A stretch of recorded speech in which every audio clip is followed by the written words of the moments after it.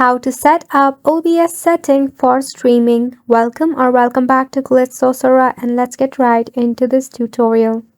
So starting off, just open up your OBS. You will see an interface like this. So starting off, you need to add a source. For that, just tap on the plus sign icon that is present under the sources. Since you want to stream, you can go ahead and check out the option of game capture.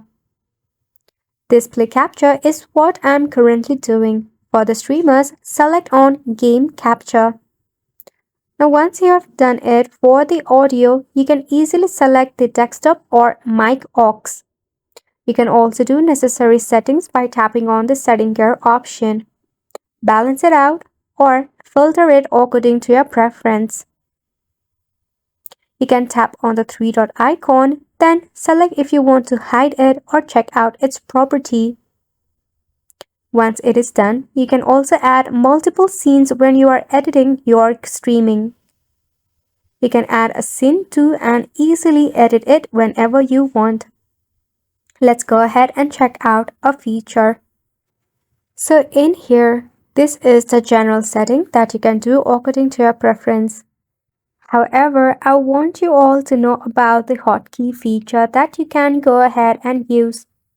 When you're streaming and you cannot open your OBS for normal pausing and playing, you can easily select a hotkey for it. All you have to do is select on any of this functionality and just press on the key that you want to place it as your pause, play, or stop.